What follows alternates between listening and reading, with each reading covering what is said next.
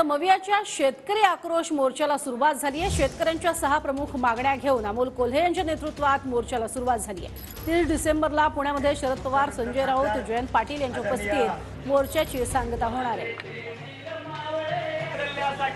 आज शेतकऱ्यांच्या हक्काची लढाई लढण्यास संघाचे संसद खासदार आदरणीय नेमक्या कोणत्या प्रमुख कारणांसाठी आणि मागण्यांसाठी हा मोर्चा निघतो ते आपण बघतोय। कांद्यावरील निर्यात बंदी तात्काळ उठवावी आणि ठोस असं धोरण आखावं अशी त्यांची मागणी आहे।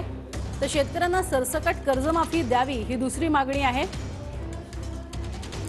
पीक विम्यासाठी सुलभ धोरण तयार करावं अशी ही त्यांची तिसरी मागणी आहे।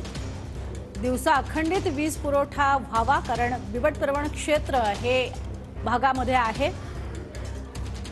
त्याचबरोबरीने दूध दरवाढ आणि खासगी संस्थांना दूध पुरवणाऱ्या शेतकऱ्यांना सुद्धा अनुदान मिळावं अशी पाचवी मागणी आहे। तर शेतकऱ्यांच्या मुलांना सुलभरित्या शैक्षणिक कर्ज उपलब्ध करून द्यावं अशी 6वी मागणी। या प्रमुख 6 मागण्या घेऊन शेतकरी आक्रोश मोर्चाची सुरुवात झालेली आहे।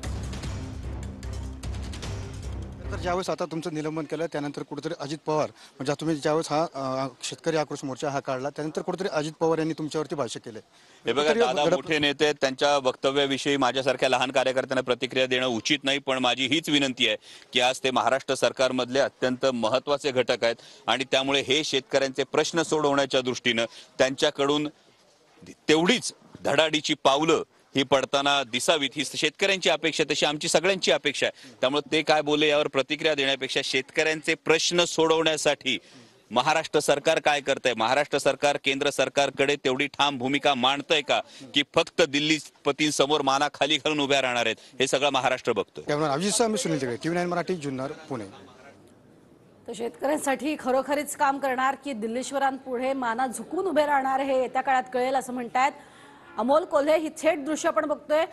शेतकरी आक्रोश मोर्चाला सुरुवात झालेली आहे आणि ही सुरुवात होत असताना खरं तर जे महत्त्वाचे प्रश्न शेतकऱ्यांसमोर आहेत, जे गंभीर आहेत आणि आव असून समोर उभे आहेत, त्या प्रश्नांची पूर्तता व्हावी आणि त्या प्रश्नांना कुठेतरी मार्ग काढून द्यावा ही मागणी घेऊन खासदार अमोल कोल्हे यांच्या नेतृत्वात हा मोर्चा जो आहे तो सुरू झालेला आहे। अधिक माहिती घेणार आहोत। सुनील आमचे प्रतिनिधी सध्या आपल्या सोबत आहेत। सुनील, सध्याचे काय अपडेट?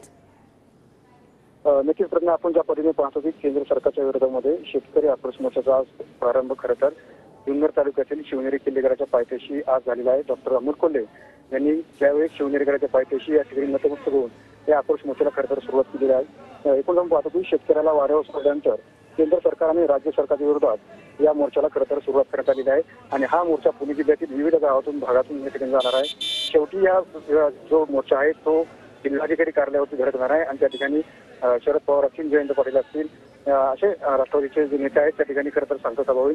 मात्र एकंदरीत आपण पाहतो की ज्या पद्धतीने हा जो मोर्चा निघालाय कुठेतरी केंद्र सरकारच्या विरोधामध्ये ज्या जातकाठी लावले जातात त्याच विरोधात हा मोर्चा सध्या सुरू असल्याचे चित्र आपल्या ठिकाणी पाहायला मिळते। आता हा मोर्चा जुन्नर मार्ग सुधारेला आपला या ठिकाणी पाहायला मिळते। नक्कीच तुर्तास धन्यवाद सुनील या संपूर्ण माहितीसाठी। आपण बघतोय अमोल कोल्हे यांच्या नेतृत्वात मोर्चाला सुरुवात झालेली आहे आणि अनेक शेतकऱ्यांसमोरचे प्रश्न आहेत जे गंभीर आहेत, त्या प्रश्नांची उकल व्हावी अशी त्यांची मागणी आहे।